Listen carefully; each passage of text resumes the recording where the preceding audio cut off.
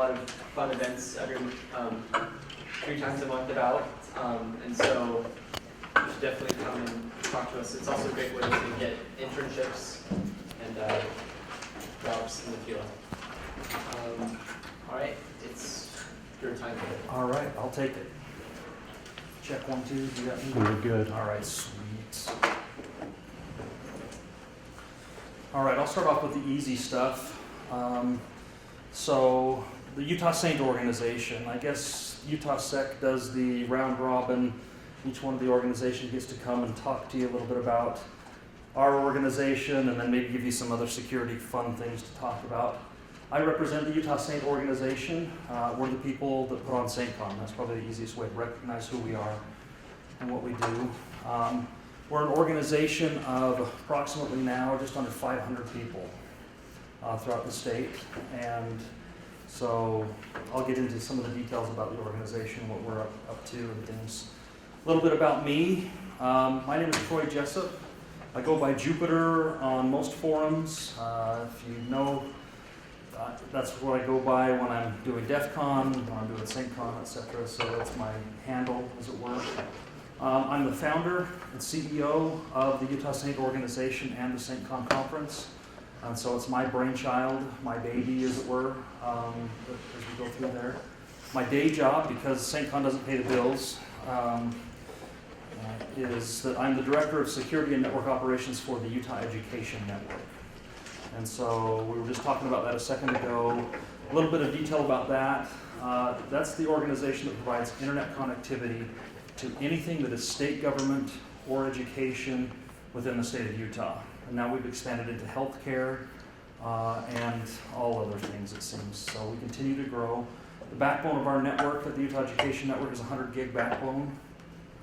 And so we're using highfalutin router switches and other things to move that kind of traffic across the network. And the other thing that I pride myself on is I'm a huge privacy advocate. So we were kind of joking about the camera over here, not taking pictures of my face and things. Not that I have anything to hide. I'm not wanted by the FBI or anybody else, but I believe that I get to control my image on the internet, things like that. So they can hear my voice all they want, but I'm a privacy advocate. In fact, if you search for me on Google or anything else, you'll find very sparse information about me, except for the one picture that I tweeted of myself doing a selfie in front of SaintCon 2015. And that's the only picture that exists of me on the internet that I'm aware of at this point. I'm sure there's more. There is, if you can find my wife's Facebook profile, I'm also in that picture. But anyway, I can't control that, and I don't dare tell her to take my picture offline. So anyways, that's a little bit about me. We'll talk a little bit more.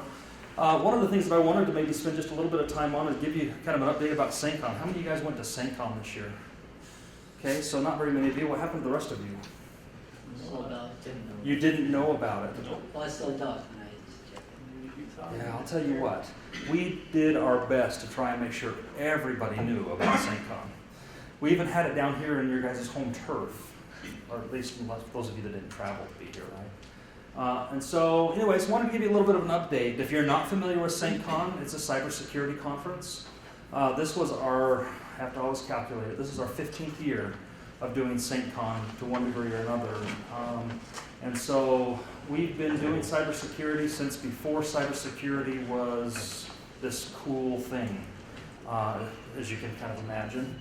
A couple of interesting things. This year, we had 712 attendees at SaintCon, which blew through all of our records for attendance in any previous SaintCon. The largest attendance we've ever had was about 550, and so we totally blew through that. But we made ourselves able to do that because we came down to a nice, cool venue, had a lot of fun, and we think it was a great success. All of the feedback that we've gotten, most of it's highly pleasant to read. Some of it's not so much, but you got to take what you get. So anyways, that's just a little bit about there. We were talking about CTF, so I added a slide here to talk about the CTF competition.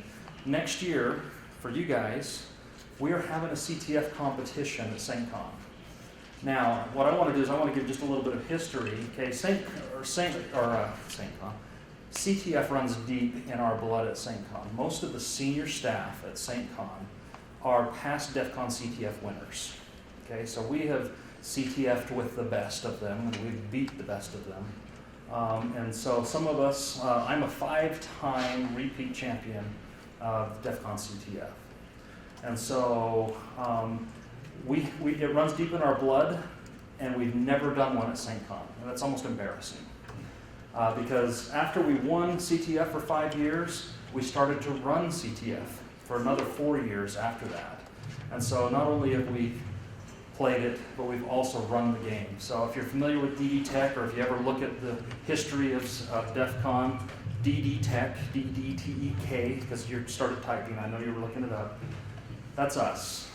So that's where my Jupiter handle, you can search for all things Jupiter, DD Tech, and you'll find things. But anyways, it runs deep in our blood, so next year is the year. We're going to run a CTF at St. Con.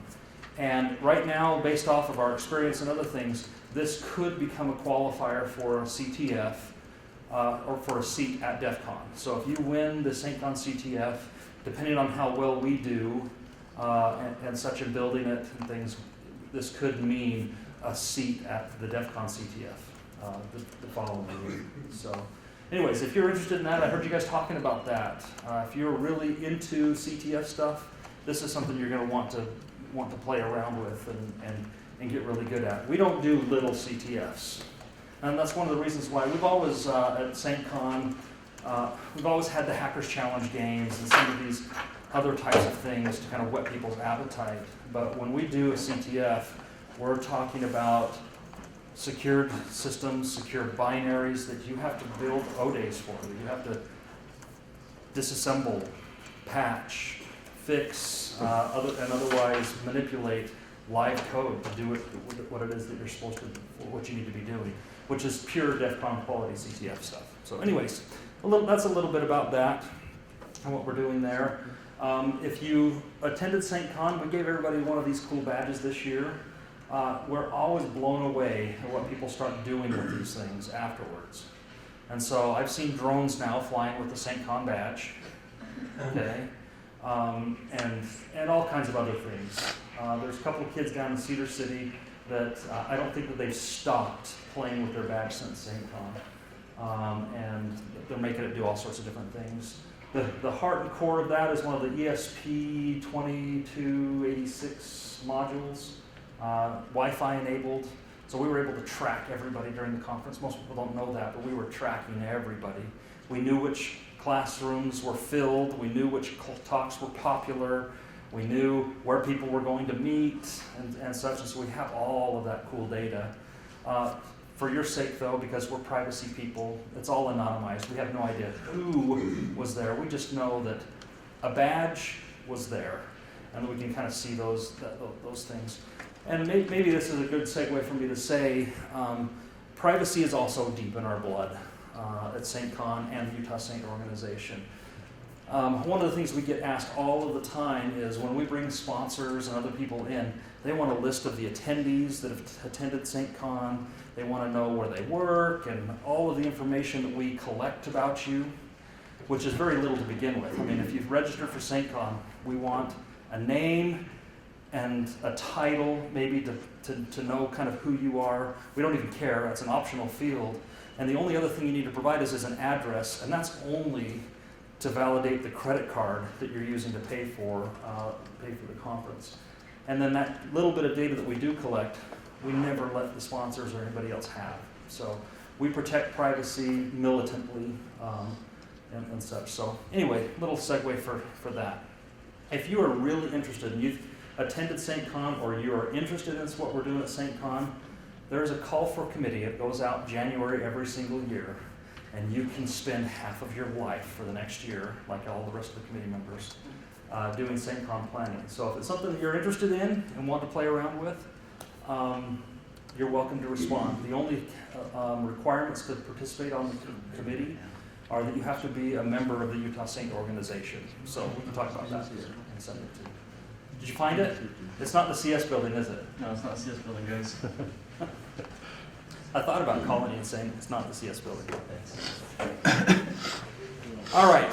So it's good that, if you don't know this guy, this is Kevin Howard. He goes by Lean. He's one of the board members and the chairman of the UtahSec membership committee. So he's been doing a lot of hard work over the last couple weeks. We're going to talk about some of that right now. So what I want to do is I want to take you through, before we get into fun, crazy things, and talk about some of the things that the organization does. How many of you guys are members of the organization? There's probably only about 3 of you, 2 or 3, that I recognize in here. Okay, if you're not a member of the UtahSec organization, it's always been really hard to join, because you always had to go find 2 people to vouch for you and such. I'll talk about that in a minute. In fact, I'll let Kevin talk about that in a minute. But if members of the organization now have a lot of really cool benefits. Something that we've just recently started back up again are security briefings. And so if I can kind of step back and give you a little bit of background, we often, in fact, there's a lot of members of the organization, especially those participating at the board level, that have deep ties into security intelligence. So we're constantly seeing and hearing about things that are going on. Even those types of things that are not hitting the media, that aren't hitting social media, that you're not getting bombarded with, well before things happen. A couple of examples are when Cisco did all of their Nexus OS patches this last few weeks, or released all of those. We knew about those weeks in advance. We also knew that those came as a result of the Shadowbrokers disclosure that was the God mode exploit for ASAs. Those of you that might be familiar with that disclosure, I actually have a slide for that a little bit later. But what we're able to do with some of that information is declassify some of it and provide it to the UtahSec membership. And so last week on Wednesday, we had our security briefing. They generally last about 15 to 20 minutes, where we talk about a variety of things. Here was the actual agenda for that meeting, where we talked about the dying DNS denial of service attack. How many of you guys heard about that? That was pretty big, so it would surprise me if you hadn't heard about that. But how we talked about its impact, where it's coming from, ways to detect those types of things, how it's playing with the Mirai botnet now, giving people links to do other things. A couple of other things up there. We talked about the Mirai botnet in detail. We talked about how it spreads, how it integrates on other systems, and such. I've got a slide for that later too. We'll cover some of these. Linux Dirty Cow vulnerability just came out. How many of you guys have heard about that one? Okay, that's cool. I'm glad that we're not talking to like a bunch of people that haven't heard about some of these things. The Dirty Cow vulnerability, it's a kernel level vulnerability that has been around since 2007 if you go back and read the code. So it's one of those interesting things that we're not even sure whether there's been an O-day for it for a long time or not, but it's most certainly now something that's in the wild. Adobe Flash, we always talk about that during these briefings, because if you're running Adobe Flash, you're an idiot. And I mean that affectionately. I always insult the people that I'm talking to sometimes. But you're an idiot if you're still running Adobe Flash. And then we talk about ransomware and some other things. And so this is, like I said, this is kind of a snapshot agenda of what we talked about last time during the security briefings. We think this is one of the most valuable pieces of information that members of the UtahSec organization can have. And again, some of this information is pre-released to the public, but it is unclassified or declassified information. We don't ever share information that we're not allowed to or can't. But there's a lot of people that participate in the organization that have access to and can give some context, or maybe say, hey, you might also want to check this too, and give you some direction to help protect what it is that you're doing. So there's that. One of the other updates for the organization is we've changed the vetting requirements. To join the organization now, in fact, Kevin, why don't you come up and just kind of, Kevin has spearheaded this whole process. It's taken months of planning, design, whatever. And so why don't you tell us about the vetting requirement changes and where this so they can hear you. Sounds good. To provide a little bit of context here, when the organization first started, it was more along the lines of we're going to give you some of that threat intelligence data or sensitive data in nature to the organization. So it required a vetting system that would vet people into the organization. it's kind of not a circle of trust, if you will, but more of a, I know this guy, I've worked with him, I know he's not going to share this or spread this data outside of the organization. And I think that primarily came as a result of the early beginnings of being in the K-12 education space, where if one institution saw an attack, they would share that same data with another institution or the K-12 sector. And so you wanted to kind of keep that in-house. And so that's kind of where the vetting requirements started. But as we grew and we started allowing private sector organizations into the group, it became very, I guess, difficult to manage moving forward. So It became a pain in the butt. just a real headache. We are over 400 members now, and so as a result, when we have new vetting requests, people would kind of see the spam and not really say, hey, I know this person. And so what ended up happening was we had many people not getting into the organization because either they didn't know enough people in the organization, or the people in the organization that they knew were not answering on their behalf. And so it kind of put us in this kind of weird limbo phase where we knew many people weren't getting into the organization that we felt should be a part of it, that needed the information. And so one of the things the membership committee did was kind of came up with a system that said, if no one complains about you, we're going to automatically vet you into the organization. But it still provides the membership an opportunity to say, hey, I know this person has some interesting beliefs as far as information sharing, and may not be a good candidate for membership of the UtahSec organization. So as such, we still provide the membership that opportunity to speak their concerns. And we listen to those, and there have been a few people not admitted because of those concerns, and I really appreciate that feedback. But at the end of the day, we're trying to grow the network and grow this organization so that people can kind of grow their careers. That's kind of where this organization is heading. It's a huge networking opportunity. With over 400 people security-minded in the state of Utah, it's the best place to really focus your career and say, hey, I want to meet some of these people in the organization. I want to go work for them. I want to intern for them. Or even, hey, I have a problem in my organization that I know so-and-so has dealt with before. Maybe I can ping them privately and we can work through some of these issues. And so that's kind of where we started lifting those vetting requirements to say, no more two vetting. Let's just auto-vet you after a week. And so currently the vetting stands, if you submit, we batch all of those on Monday. It goes out to the organization. And then the organization has a week to respond, to say, hey, I really don't like this person. At the end of the day, we don't get many of those. But then the following Monday, you're automatically vetted into the organization, and you start getting access to some of these services that we're starting to develop.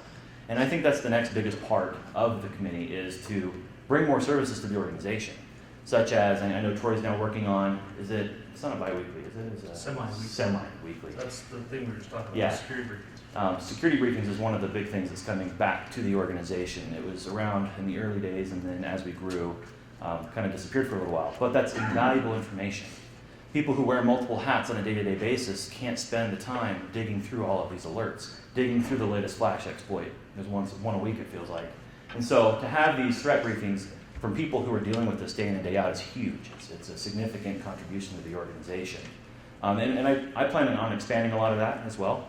But I also plan on providing an opportunity for members to be able to interact privately offline with each other, but using the organization to connect. So that's kind of the idea of the membership right now. So the threat briefings, we provide UtahSec.org email addresses, we provide a couple of other services, and we're going to expand on that moving forward. And so the organization, as it grows, so do the services. So it's a quick high level. Any quick questions on that? No?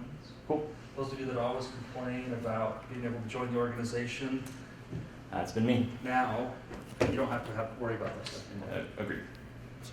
Or worry as much. I mean, there might be that guy on the list that hates you. But maybe I can speak to that and just say, we take all of those concerns, and there's a whole committee of people that weigh those against reality. So if it's somebody like, hey, I don't like him because I met him once and he was rude to me, that's not a reason to not let somebody in the organization, in essence. So anyways, if you've tried to join the UtahSec organization and have had or run into the vetting wall, there shouldn't be a wall for most people anymore. So we encourage you to join. You can join by going to the UtahSec website, UtahSec.org.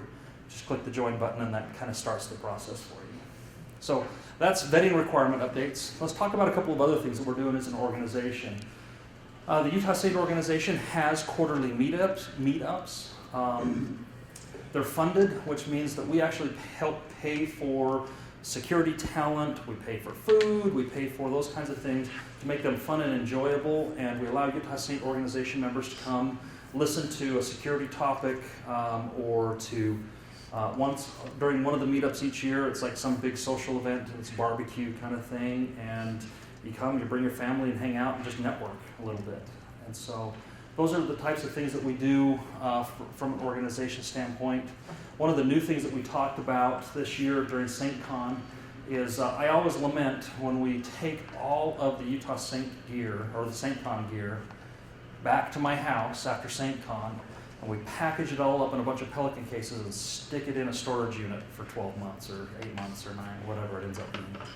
And so one of the things, and I've heard a lot of interest from the UVU Security Club, one of the things that we're starting sometime just after January, there is a program that we're building that vetted members of the UtahSec organization will be able to borrow or check out any and all of the SaintCon equipment that we use for lockpicking, for hardware hacking. We've got all sorts of equipment. I mean, if you went in there and saw all of the SDR stuff that we were doing this year, the oscilloscope stuff, all of the physical security things, we allow that to be checked out and used so that you, in turn, as members of the organization, can train other people or take it to some sort of community event or some sort of ecclesiastical event and things like that. And so we really don't put a lot of control around it. I mean, you can check it out for whatever reasons you want. You made it. CB, it is not the computer science building. That's what he said. It's not. Every time I'm here, I'm over in CS. So anyways, we're still working on how the program's going to work. A couple of other little nuances. We got to make sure that when we lend out the equipment that it doesn't get destroyed and such. And so there might be some training, some other requirements and such. But our plan is to do this for free.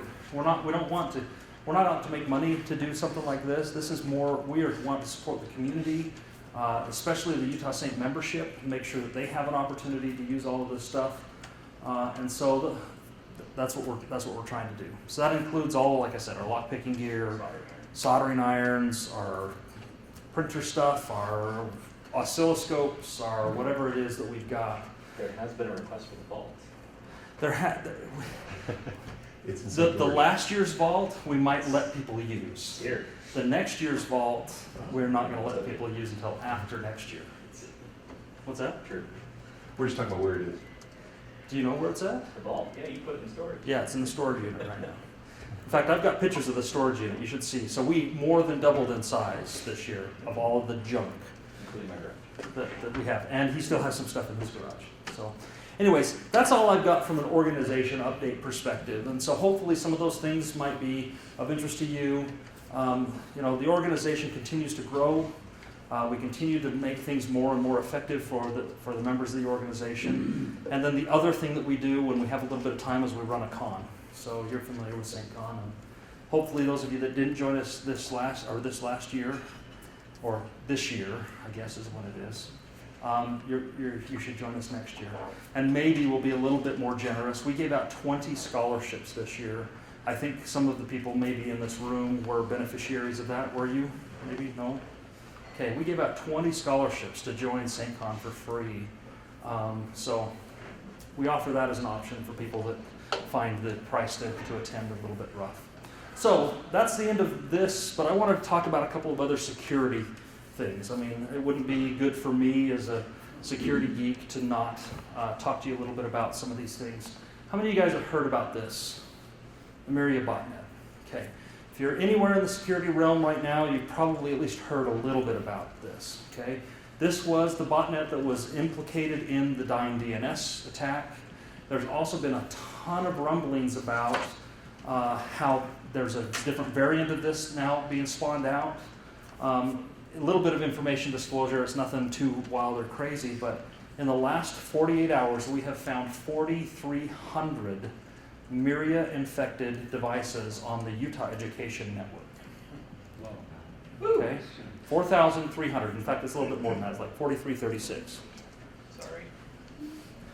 It's kind of an interesting thing. If there's that many on our network, and we think we do a really good job at playing whack-a-mole, okay? we're always up there whack-a-moling. If we've got 4,300 on our networks, then other people around the world probably got just as many, if not more. And so a couple of things I wanted to talk about because it's been a big deal for us. We've taken a lot of steps to mitigate this. If you're interested, we can go into some of those. But this botnet is brought to you by, or sponsored by, the Internet of Things. Okay? The whole premise of this botnet is that it uses small pieces of equipment, cameras, DVRs, those kinds of things, with small, dumb little, hard-programmed pieces of code and operating systems to propagate itself. In fact, the best way to clear off a Mirai botnet infection is to reboot the device, because most of it stores itself in RAM. It doesn't necessarily overwrite. In some cases, this new variant that we're seeing is persistent, okay? And so it has a little bit of persistence. It will basically reboot in a state where it says, I need to go re-download all of the data and put it back in RAM. And so it doesn't keep it on there and boot it in a bad state, but it actually goes and does it all over again. Interestingly, Mirai is Japanese for the future, and I think that it's very telling because I think this is the future of botnets and denial of service attacks.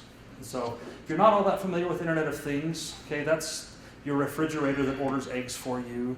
That's your camera that you set up in your kid's room or outside to watch your house. All of these small little internet-enabled devices out there have an operating system of some sort, answer on an IP address somehow, communicate with other devices, and it's really simplistic to compromise them. And so, anyways, just wanted to kind of touch on that just a little bit and let you guys know that that's out there. 4,300 devices. We've been playing a lot of whack-a-mole in the last 48 hours. Go ahead. 4,300 out of how many? What We're about 1.4 million hosts. So small percentage overall. I mean, that's a great question. I shouldn't make it sound like, oh my gosh, you guys are owned. I mean, out of a little bit over 1 million hosts, it's a small number, but it surprised the heck out of us. But that's on a network that's mostly monitored and secured very well. I mean, and so that's another one of the things I meant to do at the beginning. If you want to come see, I mean, especially this kind of an invite to the UVU Security Club and or others, if you want to come see what we're doing to secure a gigantic network, we think it's gigantic. It's huge, it's tremendous. Vote for me. Been there, worked there, got a C-shirt. He's It's big. It's a big network, but we do some really cool, incredible things. Denial of service attack mitigation strategies and things that we have in place. We don't share those publicly, but we have a lot of capability of killing and destroying denial of service attacks. We have a lot of capabilities in managing large-scale threats, scanning and things like that. So if you ever want to come up and see that in action, it's an open invitation. Just get with me and we'll find a time and such to bring you up there and do that. So the other one I wanted to talk about here, Linux Dirty Cow, I asked you about it a little bit a few minutes ago, but this one's a relatively new discovery. There's some rumors that this exploit has been actually actively used since about 2009. So 2 years after the code was implemented in the kernel that created the vulnerability, that there's rumors that it was being used by government organizations as early as 2009. And so that means that we're talking 7, 8 years ago, 9, whatever. Math right now is not my forte. But we know that the vulnerability was introduced in 2007. We know who put it in there, and it doesn't look like it was malicious or purposeful when they did that, but we've seen those kinds of things happen before. Something malicious gets injected into the kernel code or whatever in Linux. So it's an interesting phenomenon, which kind of brings me to this. I want to talk about Shadowbrokers for quite a bit of time. If I say the word Shadowbrokers, who understands what that is? Okay, so a small subset of you. Let me talk about Shadowbrokers and the reality that that has changed security for us. Okay, the Shadowbrokers is a name of a hacker organization that released a number of weeks ago, maybe it's a little over a month ago now, O-Day vulnerabilities for the Cisco ASA firewall. Does that ring a bell for anybody? Here's what it was. It was a vulnerability that allowed you, if your SNMP port was available out to the world, or you could somehow get to it through pinning through a different part of the network. There was a God mode exploit. And what we call that in the industry is full access exploit for an ASA firewall. Okay? And so the Shadowbrokers, a little over a month or so, it's been more than that now, huh? It's been a couple of months.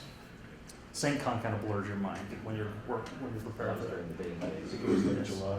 Yeah. It was, like I said. Right before DEF. Yes, that's when it was. It was right before DEF CON.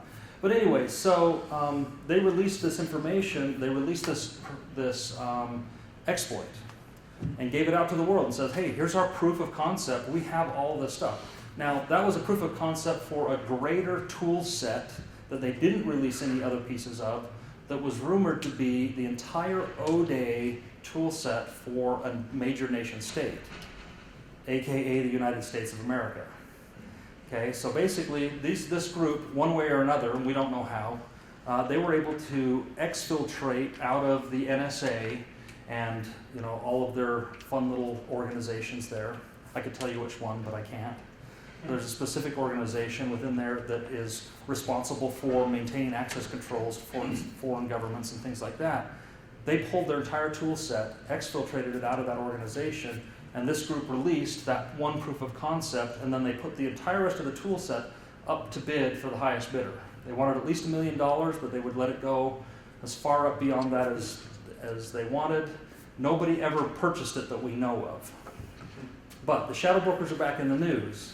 Yesterday or the day before yesterday, they released some more information. Okay, so it's another proof of concept that's out there. Here's kind of an interesting thing and why I wanted to bring this up, is that there are O-Day vulnerabilities against common systems and services that are used throughout the security industry. The ASA firewall, that's a scary one. Okay, there's a lot of organizations in this world that use the Cisco ASA appliance as their security gateway for their entire network. And to know that there's an O-Day vulnerability, everyone knows what O-Day is, right? That's a vulnerability that there is no patch for, that there's no defense for, except some workarounds perhaps. You could lock down your SNMP port in this case and do some of these other things that most security-minded people would probably be doing already, we hope. But what this has kind of told the world is there are a lot of O-Days out there that people are now holding on to. This is now the new world that we're living in, is that we're having to try and defend ourselves against vulnerabilities that we don't even know exist anymore. It used to always be that, hey, that O-Day gets released, okay, we're going to patch for it, and we go on to the next thing. Now we know that a nation state in this case, but maybe some other hacker group, could have a vulnerability against one of your systems that gives them full access. Now this is not a new concept, but it's a recently, coming back to light concept in the way of how we have to defend our networks, how we have to understand what it is that we're securing, how we're securing those types of things. And so wanted to talk about that. That's all of the data that I had for today. But if you guys have questions, I'll sit here all day and answer questions. So have you read some of their releases? Most certainly. It's quite comical. Yeah. So these guys, when they do their releases, I think they use it as a way of disguising maybe where they're from. But to say it's broken English is a compliment. Yeah, and that's kind of the idea is, these people grabbed what was in our tool sets, but how many other nation states have their own tool sets? That's a whole other problem. True. The thing is so yeah, you're talking about the broken English act or aspect of information security disclosures and stuff, and to make it seem like it might be foreign or something. Well, I would hope, I'm just going to go with hope. I'm going to hope that all of the NSA's O-Day secrets, all that information, I hope was exfiltrated through somebody that had access to them, that was trying to be malicious or whatever else, and not somebody that was in some foreign state that came in and somehow got access to all of those things. That would be very bad. That would be very bad, right? The thing, because as much as we would like to make sure that, okay, somehow the United States having these things is a good thing and no other nation state having them is a bad thing, I'm here to tell you my personal opinion, and this is Troy 101 or Troy's opinion. This is not the stance of the organization, That's the a good standard one. disclaimer stuff. But it's not good for anybody to have this. I mean, there are some great responsible disclosure processes that have been developed out there that should be used. But when somebody finds something like the ASA vulnerability, I mean, that's a pretty big deal. Somebody's going to hold on to that. It can be weaponized. It can be, here's how we get into Russia every single day and pull all of their bank records. Here's how we get into Sri Lanka and do whatever we do with Sri Lanka. I mean, probably not much, but I can see how a government might think that that's a valuable tool to have. It just, in my opinion, it's not appropriate for a government to have that kind of power to do that. So, any other questions, comments about this or other things? Go ahead. Play funny conspiracy theory here. There was rumors that the FBI that had seized the Silk Road Bitcoin wallet was used to bid for these tools, which I think is also kind of an interesting That's a conspiracy theory there. based off of some evidence. Some evidence that points to the wallet that was compromised. But yeah, and so I think Shadowbrokers' most recent data dump was the directory listing, I believe, of the new tools that they have.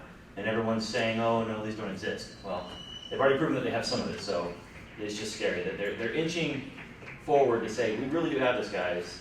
No one's believing us, but we really do have it. And it's only going to take a few Bitcoins to really buy it from them, so that's scary. I wanted to touch base on the botnet, though, a little bit.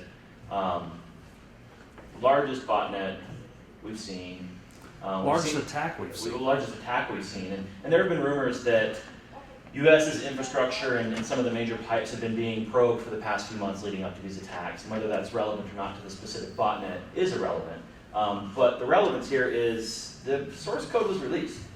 So it's not just the same actors using this code anymore. It's other people taking it, going and infecting their own systems and having their own botnet now. So many of the different variants are actually coming from different actor groups. And so, and it's not just your internet-enabled TV or fridge. We're talking possibly SCADA systems and some other industrial control systems. And so that's kind of where I come from in the private sector, where I'm trying to secure organizations that have internet-enabled water filtration systems and water pump systems, and this is an attack vector that they've never even considered before. They didn't even know what cyber was until we showed up and said, hey, you have a problem. Using Shodan to search some of this stuff, you'll find a lot of hits for water pumps and electrical grid systems. Now, I have to give Rocky Mountain Power props because they don't have any of their systems publicly available. All of their SCADA and control systems aren't public facing, but a lot of the infrastructure across the U.S. is. And there had been some infections on the East Coast power grid a number of years back where it was detected and remediated before it caused a major outage. This is how close we are to seriously catastrophic events. And this is just bringing up a new era of, hey, I can take this over, we can use some botnet, take down a DNS server, and half the East Coast goes offline. And so it's just bringing up new light. And then moving forward with that, Brian Krebs had a great article one day talking about some of these... Before it got DOSed. Before he got DOSed, but talking about actually, he had identified a group that was using some botnets for profit, and then next thing we know, he's being DOSed and kicked off at Akamai, which showed a very interesting side of the reality where Akamai just can't support him anymore, and then Google Project comes out and says, hey, come hop on us for free. So Google's trying to now protect journalists, I think was kind of the play there. A lot of different things are changing in the space and in the industry, and so what's happened over the past few years is not what's going to happen in the next few years, and it's a never-changing landscape. It's a scary future. Yeah. You guys, I think some of it was posted on the UVU club website. Some of the exploit code for the Dirty Cow is out in many different variants. Uploading your own public SSH or private SSH key to get a root access. There have been some clever exploits already posted to GitHub for that. So it's not that these O-days are just O-days and some leak hacker group has them.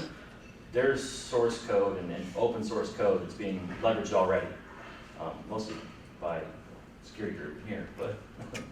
No, I have to tell you that in the revelation of how many machines on our network that are compromised with different variants of this, We've actually started a process of reverse engineering how it works, because we always found it interesting that we could go to the device, we could scan it, and we could look at it. We know that it's up to no good, but there's no indications that it's compromised, because once it's compromised, it shuts down all of the ports that were used to compromise it in the first place, and it just sits there in a good state, and it just dials back. In this case, it was an IP address on our network back in Japan, on an AWS host in Japan, where it was doing its command and control stuff.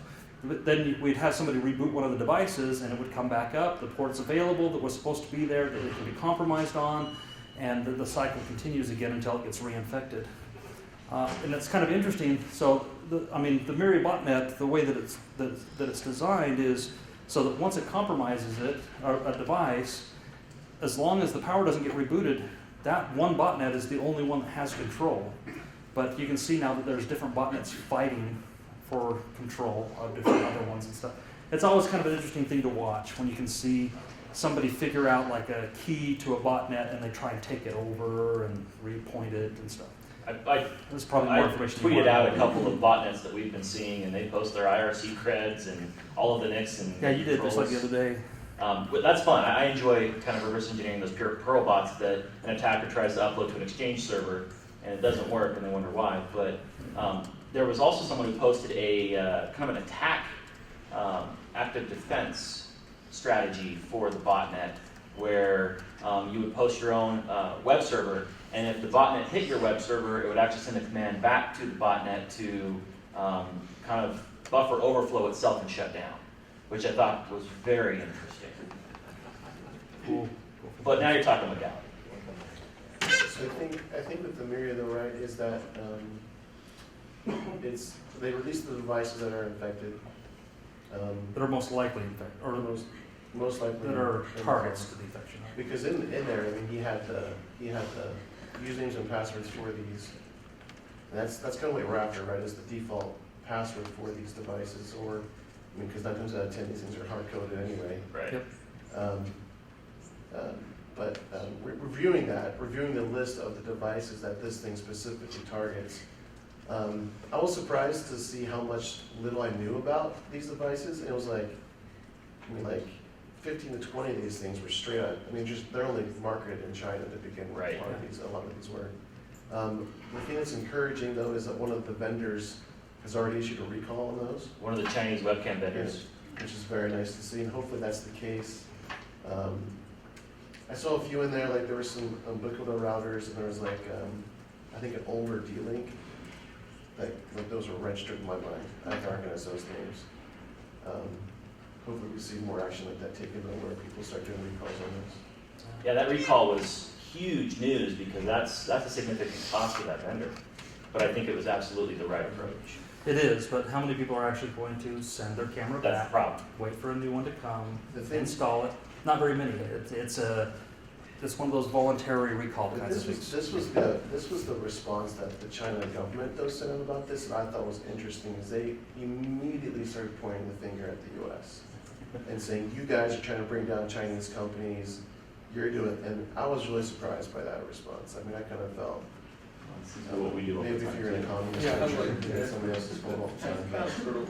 China or Russia. We blame Russia and China. Yeah. So Yeah, really was just Russia trying to make us look bad for China. Russia's over there whispering in their ear, blame the U.S. I think that's really what it was, but I was really surprised to see that response. Yeah, I think one of the other fun attacks that I saw recently was someone saying, hey, I'm going to use this to go take over the devices and reset the passwords, so that no one else can take over the devices and use them as a botnet. The problem with that now is you're locking people out, and again, we got it. Well, plus you reboot the device and it goes back to its persistent default, which, Right. so. Anyways, other questions, comments? With that, we're pretty much done. So, hearing none. Okay, we'll shut up. In 15 minutes. Okay, my name's Sean Jackson. I'm the secretary of UtahSec. I'm the one who tweets out stuff. Justin and Dimitri aren't here. They're the ones who kind of run it. I don't see them. DC 801, they emailed me half an hour ago and said, sorry, they couldn't find anyone. I thought Lance responded he was coming in and doing an exploit. Lance is the one who sent the email. Alright, so as a member of DC 801, We're What do you both wanna talk members of about? Oh. 801, so DC 801, so go ahead. I don't know what to talk about though. tell us about DC 801. Oh yeah. Mike? Oh, you want to mic up? Yeah, I don't want this mic anymore.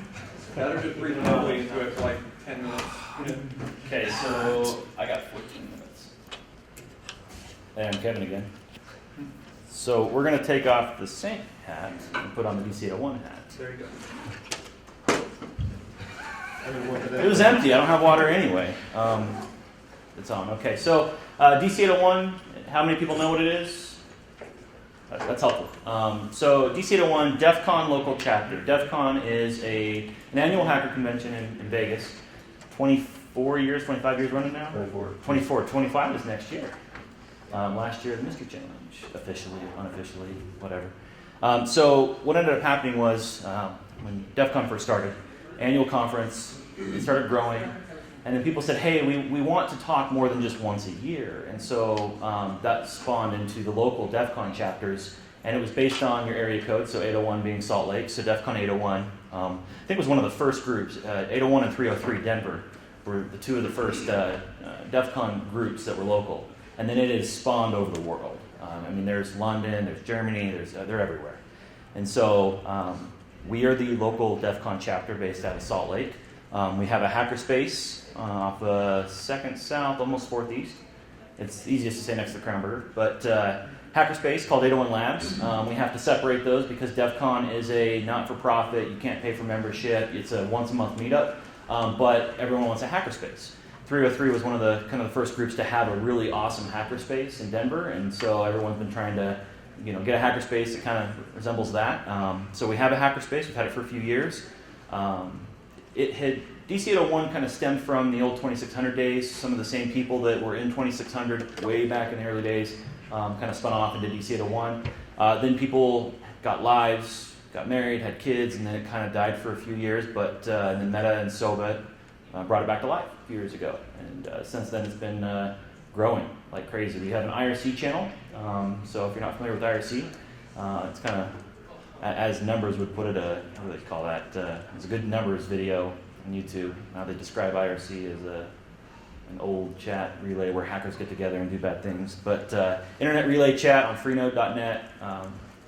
It's hashtag DC801 is the channel, found DC801. So we have about 110 people in there, mostly idling on a constant basis, but a lot of things happen in there. It's a good source of useful data and useless data. So when some of you who are in there are laughing at me, which one was it? Shell Shock, I think. When Shell Shock came out, someone popped in the IRC channel and said, hey, FYI, you guys probably should watch this for the next few days. There's going to be an O-Day coming out for Linux, and you're going to want to be ahead of the game. You're going to want to keep your systems locked down. And that was, none of us really knew what was going on, but it was 2 days before the news even had broke about the O-Day for Shell Shock, the bash vulnerability from a few years ago. And then kind of ever since then, it's been known that if you get access to certain O-Day information, you kind of share it within the community. Similar to UtahSec, same thing applies to DC 801. We're constantly sharing ideas with each other. Mostly it's about penetration testing or red teaming exercises. So there's a lot of attack type stuff in DC 801, but there's also a lot of defense too. So a lot of us work in the professional community where we do security full-time for our day jobs, and so we do a lot of defense stuff in there as well. So I know you guys are in IRC much. What am I missing as far as IRC goes? IRC is just a great way to communicate and network with the group. We've got a monthly meetup, and then the hackerspace has got quite a lot of events. We just had Locktoberfest, where it was lockpick night. That's a lot of fun, teaching lockpicking, messing around with lockpicking. Then the monthly meetups range from web app security to forensics to SQL injection. We've had a lot of different things. Actually, one of the RSA guys came out recently and did a talk on the RSA fob hack that happened a little while back, and what his incident response process was, and how they remediated that and how they discovered it. That's a really good talk. It's actually on YouTube. now. So you can go look that up as well. We're starting to record a lot of those. I feel bad, I haven't been out to the space in a while. But the hackerspace is pretty cool. Laser cutter, 3D mill now, we have or 3D printer, we have a 3-axis CNC, we have a huge vinyl cutter, that thing is awesome. Saw that the other day. Soldering stations, lock picks. And we have the news stations come out every once in a while and they're like, why are you guys teaching people how to pick locks and break into places? To which my response is, well, you guys posted bump keys on the news a few years back and crime went up the next week. So, but we try and focus on, if you know what the attack surface is, you're going to know better how to defend it. If you go pick a lock at the hackerspace, you're going to say, are my home locks satisfactory? Or am I going to go buy upgraded locks? And it seems to be pretty good. We got the news, get the camera guy to pick his first lock, and he freaked out and went home and bought new locks. So that's kind of what happens. But a very good, tight-knit group. I do some red teaming on the side, and so it's kind of nice to be able to ping them and say, hey, I know you do red teaming as a part of your day job. What are some tricks that you guys do? And usually they pop in and say, hey, check this out, check that out. Same thing with the UVU Facebook post yesterday or today. Someone was asking, I think it was Mike that was asking something, and Nate popped in and said, hey, check this out. That's the whole point of these groups. That's the whole point of DC801. That's the whole point of UtahSec, Snort User Group, Utah Saint, is just to get together with people who are doing this on a day-to-day basis and learn from them. That's why we do it. So the DC801 official membership doesn't exist. People just show up, learn, and then they leave. That's kind of how it is. So I don't know if we have an official member roster. I don't think we need one either, though. So I think it's kind of part of the order, too, is not to really privacy. So All you have to have is a handle. if you have a handle and you're an IRC, then that's kind of how it is. Kind of caution, don't hop in IRC and start talking about illegal things. Just because we've had issues. We've had kids hop in there and want to, hey, teach me how to hack. Teach me how to hack. I broke into so-and-so's Wi-Fi. Check this out. As the feds are sitting in there. So, but yeah, that's not the appropriate place for teaching someone how to hack. It's the appropriate place for education, knowledge. How does this work? How does it function? And how can we defend against it? It's kind of the quick and quick run on that. So, anything else? That's awesome. Cool. I know I see a bunch of DC801 guys in here. Questions? Yeah. So who funds all this cool equipment in this space? That's a good question. So because the hackerspace is a business entity, and we're working on getting a 501c3. It's very painful. We're very lazy, but that's what we're working to do. And so the membership that drives that funding. So there is a membership of the hackerspace, which is pretty much mostly DC801 people or local community people that say, hey, I like the community aspect. I'm just going to contribute to that. Give me a key. I can get in anytime I want, and I'll be fine. That's kind of how a lot of hackerspaces run. We've been to Crashbase in LA, Richmond, Virginia, New York, London. We've been to a lot of different hackerspaces, and most of them are run by membership, and it's community driven. And so we'll ask the membership, hey, someone's got a fun project. They want to build a 3D printer. Who wants to hop in and pitch in $20 for that? And then we'll host it out of the space. So that's kind of where that stems from too. Okay. And so that's grown quite a bit. We were able to get some money and a lot of contributions too. Once we go 501c3, we can get a lot of donations, and that'll help.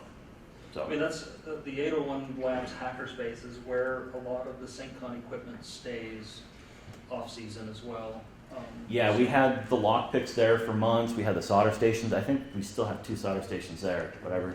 And then as 801 Labs hackerspace gets funding, we swap that gear out. And so it's a nice way to kickstart some of those projects.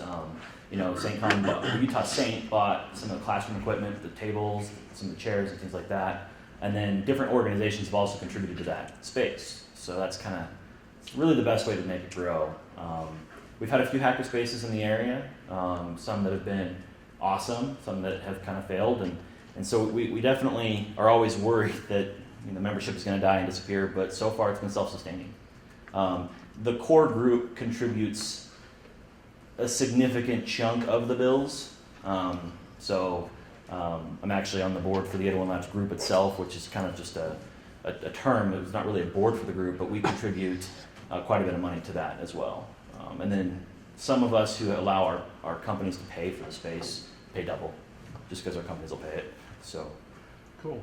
that's kind of how it's funded, though. Any other questions? Yeah. For those of us that are brand new to the security space, how do we get started in all this? Like, where do you guys get your information? Where do we go? Where do we Networking. meet as many people as you can, surround yourself with as many people as you can. That's kind of how I did it. I got into the space because I was working at the college in Price. I was gonna say, I'll tell you the story about this guy right here. This is Get the fun. mic on, get the mic on. No, well, so let me just say, the best way that I've always found to learn this type of thing, and the best answer to your question is, go find somebody that's a hell of a lot smarter than you, and just weld yourself to their hip, and do what they do. Learn, play around with these tools. In fact, I've got a philosophy, and I apply this to everybody that I've ever hired, everybody that I've ever protéged, or whatever, that if you've got passion and drive to learn security or to do something, you can be taught almost anything if you have the passion to go do it. If you lack that, then you're never going to be great. But if you want to just eat, drink, and sleep security, then find somebody who's smarter than you and just learn. And there's not like some set course. It's not like, okay, so on day one you do this. It's you've got to go and experience all of those things in your own way to learn those types of things. That's essentially what we did with Kevin. I mean, when we found him, he was this lowly, Sleeping on the road. working for an institution out in the middle of nowhere, dead-end job. And I went down there, and I'll tell you what, it's not an emotional thing, but I'll say, when I first met this guy, I was like, I've never seen somebody with more drive and passion for security than this guy right here. And so we moved all the barriers out of the way, and we found a way to protege him. And so... That was interesting, yeah. That's the first time you said that, by the way. So, thank you. That was 10 years ago, I think. Jeez. We've gone from a guy who was doing like just desktop support kinds of things to I started as one help of desk. the best security geeks in the state. I mean, there's a lot of great people. I don't want to like rank them, but you're looking at one of the best in the state right here because he's got that drive and passion. And so that's my offer in answering your question. That means social engineering is Have work. drive, have passion, find somebody that's smarter than you, and just own it. Yeah, to expand on that, that's what I did.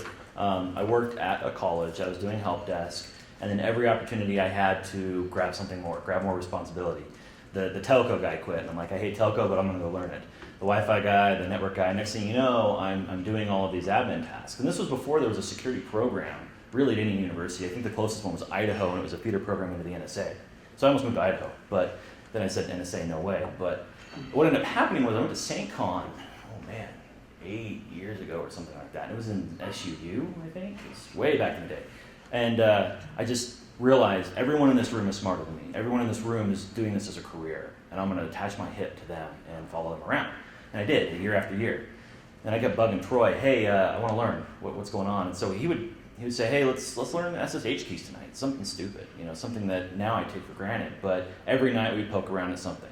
Now that there is a huge community like DC 801, like the IRC channels, like UtahSec, there are so many people willing to teach.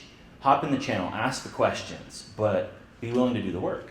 And that's the other part. That's the other part is someone to put in your time. They're going to point you in the right direction, and you're going to beat your head against the wall. So find those people that are doing this day in and day out. Find what they think is not the best course, but what they think is relevant to security now. And I think that's another challenge that I didn't really expect. Security changes so rapidly. It's very hard to have a curriculum, a four-year curriculum to keep up. So keeping up with the botnets, keeping up with the latest security news is very critical. So attaching yourself to someone's hip, learning everything they can, absorbing their brain, and then keeping up with the latest technology, what's going to happen is we're going to have a shift to some other next-gen software, and then you can grab onto that, learn it inside and out, next thing you know, you got a career.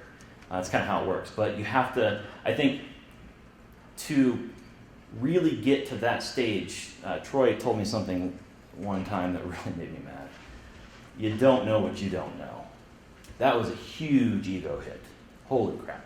Hold on, I got to correct him. It's you don't know how much you don't know. Yeah, how much you don't know. And so I was running the network at said college, and I thought I knew a lot about networking. Layer 2 stuff, switching, cool, I could static route. And then he's like, no, come work up here in the NOC and see what happens. I think I spent a year and a half there, and it blew my mind. what networking really was, the fundamentals. I thought I knew the fundamentals, had no idea. Next thing I know, routing, BGP, etc. And had it not been for Troy to say, hey, we really need to open you up to this real world of what networking is, I would never have learned that. I would have been stuck in my ways and said, I know networking, I can statically route, I can configure a Foundry at the time. Now Brocade, now HP or something, but No, that's robotic. Brocade bought Foundry, and then Broadcom bought Brocade. So I don't know what they're going to call it. Yeah, Brocom, sure. Sounds great. But yeah, so that's kind of how it happened, is I thought I could configure these routers, and I thought everything was cool. Then we had an audit. That was probably the most fun in the world. 2,800 Active Directory passwords cracked before they even stepped foot on campus. That's when you realize, whoa, something's different. Something is not right here. I'm missing a huge chunk of security. And from there on out, I was like, I need to know everything I need to know. So I've actually attached myself to this guy for 10 years now, and it's worked out. But we've got an excellent community in Utah, and I think a lot of people take that for granted. You go to other states, there is no community like this. It's a closed system out there. It's closed, and you have even the UVU Cybersecurity Club. That just didn't exist years ago. And so now you have that. You've got DC 801. You have all these groups locally. So there's plenty of opportunities to find someone that has the information and just absorb it from them. So that's probably the advice I would hand out. I see some people shaking their heads. So. Other questions? Cool. Well, that was 16 minutes. Not bad. Not bad. Not bad. Well, thank you. Thank you, Kevin. Thank you. I have a sheet for you. Oh, sheet. Yeah. I'm recording if you don't mind. I don't mind. Okay, cool. Can you hear? It doesn't pipe through here. It's just for that. Okay, so like I said, do you want me to use this? If you don't mind for the recording. You record my beard scratching. Okay. I'm the secretary for UtahSec. This is an organization that was created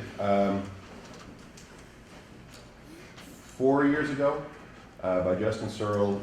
He's a SANS instructor, and he knew that there's disparate groups in Utah for different security ensembles. There's ISC Squared, they're the ones certified for CISC.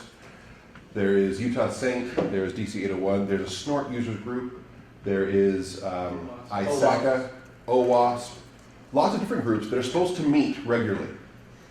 And we are lazy people, and we have our lives at night, we don't want to meet all the time. And he had this great idea that what if we made an umbrella group that each of these different organizations were part of, and we met on the first Thursday of every month, then everyone could say they met with their group. And so we now have we try to have 2 speakers for every meeting, and we rotate through each of these groups. Tonight was UtahSec and DC 801. Next month is going to be, I think, ISACA, and we're going to do planning for the next year, where we say it's going to be OWASP and Snort, and UtahSec and DC 801, and ISC Squared and ISSA, and then we'll rotate. And we meet usually one month in Riverton, 1 month at the Hackerspace in Salt Lake, and then 1 month somewhere here in Utah County. And it was very, very nice we were able to meet here at UVU. I love this. Now I know where it is. And I'll talk to Rob about doing it every 3rd month here. To be part of UtahSec, you just got to put your email on the list, and then you'll get an email from me every month reminding you about the meeting. On Twitter, it's at UtahSec. I tweet about it. And everyone is welcome to come. If we see trends in numbers going up, we try to get bigger spaces. Sometimes we can get a sponsor to buy pizza. It doesn't always happen, but it's free. And this is a great way to meet people who are doing it, who are teaching something new, something you might want to learn about, and you can find someone to talk to and learn more. Thank you, and hopefully we'll see you all at the Hackerspace in December. First Thursday of every month, and we're meeting at the Hackerspace in December. Have a good night. Thanks. Could I get you also to plug B-sides of it? Because I feel like that's a good low-cost option for students Okay. and stuff too. I will plug B-Side. I'm the general manager for B-Sides, like Troy is for SATCOM. B-Sides is a security conference. We're going to be holding it in Salt Palace, March 9th and 10th. It's a Thursday and a Friday. Yes? Sorry, when did you call for speakers? It is open right now. The call for papers is open right now. It's a 2-day event. I'm not sure how much admission is going to be, but it's going to be, I don't know how much admission is going to be. It's not going to be a lot. We have Generally in the $20 range. not around $20. We had about 400 people last year, probably going to hit 500 this year, I think, maybe? For B-sides? For B-Sides? That's awesome, Sean. So yeah, can we talk about a kind of closed community and how fortunate we are here? Because I'm one of the managers for B-Sides, I'm part of an email group for B-Sides organizers globally. And people talk about when they have a con, they email what their numbers were, how successful it was, what their budget was, and where they had it. And I'm amazed at how many B-Sides events you'll see tweets about it and you'll hear news about it, and there's 50 people attending. And it's in an area, and everyone came out. Everyone was there, all 50 of them. And it just amazes me that they have 50, and this year we're probably going to hit 500. There's a lot of things happening in this community, in Salt Lake, in Utah County, and in where we were? Davis County. It's a corridor of much technical activity. Makes me want to start my career over. Really, because if I were to start now with the opportunities that are available to most of you, it would be a completely different career. It's amazing how much is available to college kids and high school kids and even sometimes junior high kids these days. It is projected in 2020 that globally there'll be 1.5 million cybersecurity jobs that cannot be filled. In 2020, 1.5 million globally. It's not here, it's globally. But 1.5 million that will be needed. To put that in comparison, Utah is typically considered a low cost of living state. A lot of companies are moving here because of that. But the cybersecurity positions in the state still compete with a lot of other positions across the nation. It's very difficult to find good security talent. You can find security talent, but good security talent is very, very difficult. So it is the field to get into, period. There's just no doubt about it. Companies can't find them, and they're willing to pay a lot of money for them. You don't have to get hacked once. They don't have to get hacked once, and the next thing you know, it's an unlimited budget. Any question about B-Sides? Does the B-Sides conference sell out? Do we need to register early? Yes. We haven't opened registration. Well, we haven't decided what we're going to do for badges or coins or anything like that yet, and that's kind of what drives my numbers. If I can afford to do only so many badges, then that's how many people I'll let in. If I'm doing challenge coins and I buy 450, then I don't want to have 451 people because I feel bad for that person.